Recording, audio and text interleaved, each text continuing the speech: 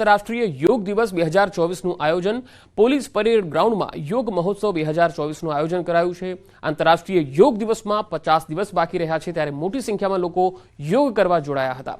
નાના બાળકોથી લઈ મોટી ઉંમરના લોકો યોગ કાર્યક્રમમાં જોડાયા। આ કાર્યક્રમમાં આયુષ મંત્રાલયના સચિવ Vaidya Rajesh Kotecha, deputy director general Satyajit Paul અને સુરત મહાનગરપાલિકાના કમિશનર શાલિની અગ્રવાલ હાજર રહ્યા। तो मुख्य अतिथि तरीके प्रोफेसर अविनाश चंद्र पांडे उपस्थित रहेशे।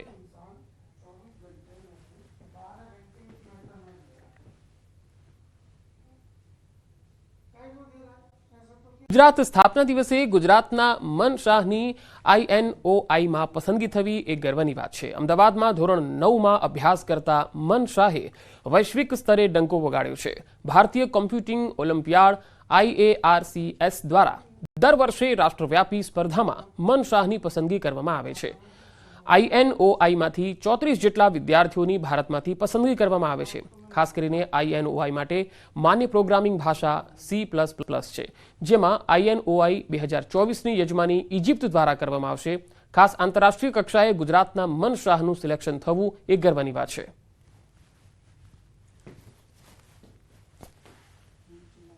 मेनली मैं ऑनलाइन रिसोर्सिस थी C++ અને પ્રોગ્રામિંગ શીખ્યું અને मैं અમુક જે વેબસાઇટો છે એની ઉપર मैं प्रॉब्लम्स प्रैक्टिस કર્યા અને रोज मैं मेहनत करी તેનાથી મને सफलता मिली।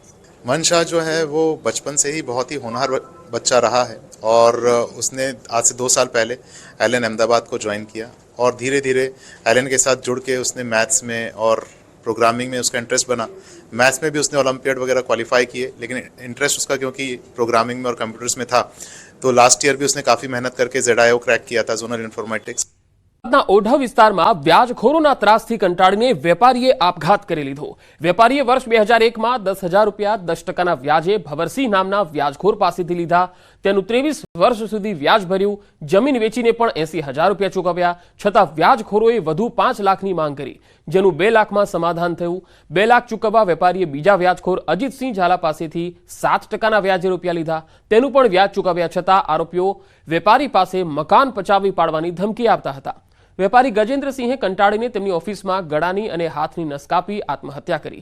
પોલીસે સુસાઇડ નોટના આધારે તપાસ કરી 2 વ્યાજખોરોની ધરપકડ કરી છે, જ્યારે એક આરોપી હોસ્પિટલમાં સારવાર લઈ રહ્યો છે, જેથી પોલીસે કાર્યવાહી હાથ ધરી છે। પોલીસ સ્ટેશનમાં 306, 384 IPC ની કલમ અને મની લેન્ડર્સ એક્ટની કલમ 40 અને 41(1) મુજબ ગુનો દાખલ થયેલ છે અને હાલમાં તપાસ ચાલુ છે। આરોપીઓને પકડવા માટેની પણ તજવીજ ચાલુ છે। પોલીસ સ્ટેશનમાં 306, 384 IPC ની કલમ અને મની લેન્ડર્સ એક્ટની કલમ 40 અને 41(1) વલસાડ ડેપ્યુટી કલેક્ટર તરીકેની ખોટી ઓળખ આપીને જ્વેલર્સમાંથી સોનાની ખરીદી કરનાર મહિલા આરોપીને પોલીસે ઝડપી લીધી। ખેરગામ પોલીસ દ્વારા સુરતથી આરોપીને ટ્રાન્સફર વોરંટ થકી ખેરગામ લાવવામાં આવી। ડેપ્યુટી કલેક્ટરની ખોટી ઓળખ આપનાર મહિલા આરોપીની ફિલગામ પોલીસે અટકાયત કરી કોર્ટમાં રજૂ કરતા 4 દિવસના રિમાન્ડ મેળવ્યા। ખેરગામના શ્રી જલારામ જ્વેલર્સમાંથી મહિલા આરોપીએ ચેક આપી 6,63,750ના દાગીના ખરીદ્યા। આરોપી હેતલ પટેલ ઉપર અગાઉ પણ છેતરપિંડીના ગુના નોંધાઈ ચૂક્યા છે।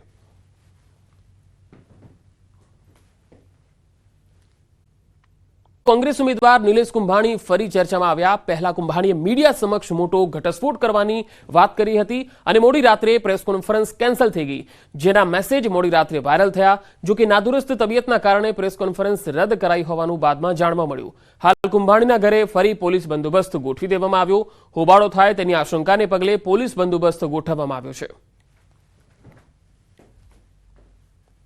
सूरत लोकसभा उम्मीदवार कांग्रेसना एवं नीलेश कुंभाणी पोतानुं फॉर्म रद्द थया बाद अचानक गुम थई गया है। सतत तेनी शोधखोळ तेनी पार्टीना माणसो करी रह्या छे अने जे प्रकारे नीलेश कुंभाणी गईकाले मोडी रात्रे मीडिया समक्ष आवी मोटा घटस्फोट करवाना मेसेज वायरल कर्या हता। जो कि मोडी रात्रे आ मेसेज नवो मेसेज आव्यो तो कि तेमनी तबियत खराब होवाने लईने तेओ आवी शकता नथी, जेने लईने मोडी रात्रे फरी एक वखत कार्यकरोथी लई पोलीस તેમના ઘરે પહોંચી હતી। जो कि छेल्ला ગુમ થયા બાદ સતત પોલીસ તેમના ઘરે છે, કારણ કે નિલેશ કુંભાણીની સામે લોકોનો આક્રોશ છે, તેમની પાર્ટીના કાર્યકર્તાઓનો આક્રોશ છે. ત્યારે નિલેશ કુંભાણી જે રીતે ફિલ્મી ઢબે આજે સવારે 8 વાગે સામે આવીને મોટા ઘટસ્ફોટ કરવાની વાત હતી, જેને લઈને તમામ લોકો હરકતમાં આવ્યા હતા. જો કે મોડી રાત્રે અહીંયા કાર્યકર્તાઓ પહોંચ્યા હોવાની વિગતો સૂત્રો દ્વારા જાણવા મળી રહી છે, પણ રાત્રે 12 વાગતાની સાથે જ પોતાની તબિયત ખરાબ હોવાને લઈને આ પ્રેસ કોન્ફરન્સ રદ કર્યાના મેસેજ આપવામાં આવ્યા છે. જો કે વહેલી સવાર થતાની સાથે ફરી એક વખત નિલેશ કુંભાણીના ઘરે પહોંચ્યા છે. તેઓ અહીંયા પહોંચ્યા હતા કે શું તેને પરિવાર આ મામલે બોલવા તૈયાર નથી, પણ ચોક્કસ નિલેશ કુંભાણી જો સામે આવે તો ઘણા બધા ઘટસ્ફોટ થાય તેવી શક્યતાઓ છે. સૂત્રોની વાત માનીએ તો નિલેશ કુંભાણી 7 તારીખે જે થનારું મતદાન છે, મતદાન બાદ પોતાના ઘરે પરિવાર પાસે પરત ફરે તેવી શક્યતાઓ પણ સામે આવી રહી છે. કેમેરામેન ભરત બ્રહ્મભટ્ટ સાથે કીર્તેશ પટેલ, ન્યૂઝ 18 ગુજરાતી, સુરત. કોંગ્રેસના નેતા અને રાજસ્થાનના પૂર્વ સીએમ અશોક ગેહલોત આજે અમદાવાદમાં છે. કોંગ્રેસ કાર્યાલય ખાતે પ્રેસ કોન્ફરન્સ કરશે. સાંજે અમદાવાદના પૂર્વ વિસ્તારમાં જનસભા પણ સંબોધશે. અમદાવાદ પૂર્વના કોંગ્રેસ ઉમેદવાર હિંમતસિંહ પટેલ માટે પ્રચાર કરશે. અમદાવાદ પશ્ચિમ ઉમેદવાર ભરત મકવાણા માટે પણ પ્રચાર કરશે.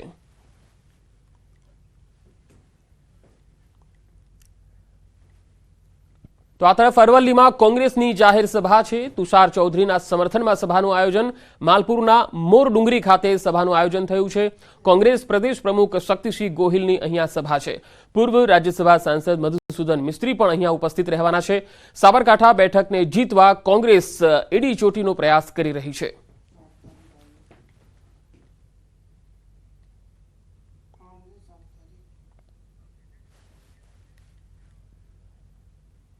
બનાસકાંઠામાં મતદાન વધારવા વિધાનસભાના અધ્યક્ષ શંકર ચૌધરીની અનોખી પહેલ. થરાદ મત વિસ્તારના 11 ગામો માટે કરાઈ અને વધુમાં વધુ મતદાન થાય તેની પણ એક હરીફાઈની જાહેરાત કરી છે, જેમાં કહેવામાં આવ્યું છે કે જે બૂથમાંથી સૌથી સારું મતદાન થાય તે ગામને ગામના વિકાસ માટે પ્રોત્સાહન રૂપે 25 લાખના ઇનામની જાહેરાત કરાઈ છે. જ્યારે બીજા નંબરે આવનાર ગામને 20 લાખ રૂપિયાની ગ્રાન્ટ આપવામાં આવશે, તો બીજી તરફ ત્રીજા નંબરે આવનારને 15 લાખ રૂપિયાનું ઇનામ આપવામાં આવશે. ભાજપ રાષ્ટ્રીય અધ્યક્ષ આજથી 2 દિવસ ગુજરાતના પ્રવાસે છે. જેપી નડ્ડા આજથી 2 દિવસ ગુજરાતમાં પ્રચાર કરશે. 2 દિવસમાં નડ્ડા 4 બેઠકો પર પ્રચાર કરશે. આજે સાંજે મહેસાણામાં નડ્ડા પ્રચંડ સભા ગજવશે. સાંજે 6 વાગ્યે મહેસાણાના અવસર પાર્ટી પ્લોટ પાસે વિજય સંકલ્પ સભાને સંબોધશે, જેમાં તેઓ મહેસાણા ભાજપ ઉમેદવાર હરિભાઈ પટેલ માટે પ્રચાર કરશે. તો આવતીકાલે જેપી નડ્ડા દાહોદ, અમદાવાદ પશ્ચિમ અને કચ્છ લોકસભામાં ભાજપ ઉમેદવારનો પ્રચાર કરશે. 3 મેના રોજ જેપી નડ્ડા દાહોદમાં સવારે 11 વાગે જસવંતસિંહ ભાભોર માટે સભા કરશે. બપોરે 2 વાગે અમદાવાદના ટાગોર હોલ ખાતે મતદારો સાથે સંવાદ કરશે. જ્યારે કાલે સાંજે 5 વાગે કચ્છના ઉમેદવાર વિનોદ ચાવડાના સમર્થનમાં રોડ શો કરશે. જે બાદ રાત્રે 8 વાગે ગાંધીધામમાં કાર્યકર્તાઓ સાથે સંવાદ કરશે.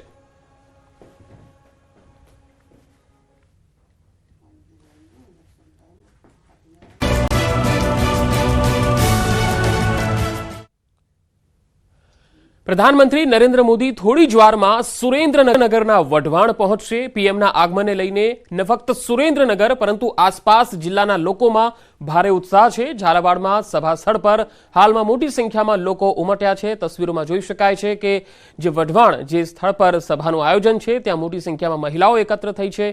અલગ અલગ આઉટકટ સાથે જોવા મળી રહી છે. તો તમામ લોકો પ્રધાનમંત્રીના આગમનની રાહ જોઈ રહ્યા છે.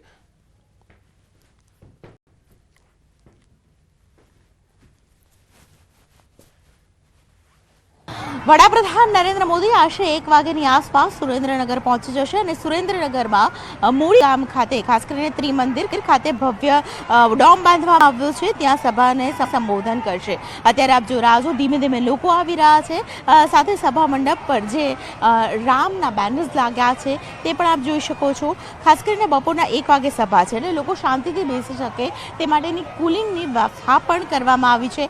તમામમાં ઉત્સાહ બેવડાયો છે. ત્યારે નાના બાળકો તેમના પણ ખાસ ઉત્સાહ જોવા મળી રહ્યો છે. દિયા અને હાર્દી નામની આ બંને છોકરીઓ કે જેમણે ખાસ કરીને વડાપ્રધાન નરેન્દ્ર મોદીની એક તસવીર બનાવી છે, તેમની સાથે પણ વાત કરીશું. બેટા, શું નામ છે આપનું? દિયા. અચ્છા, તમારું નામ હાર્દી છે ને? હા. અચ્છા, ક્યાંના રહેવાસી છો તમે લોકો? જોરાવનગર. જોરાવરનગરના છો. અચ્છા, એટલે સુરેન્દ્રનગરના જ મૂળ છો. અચ્છા, હા.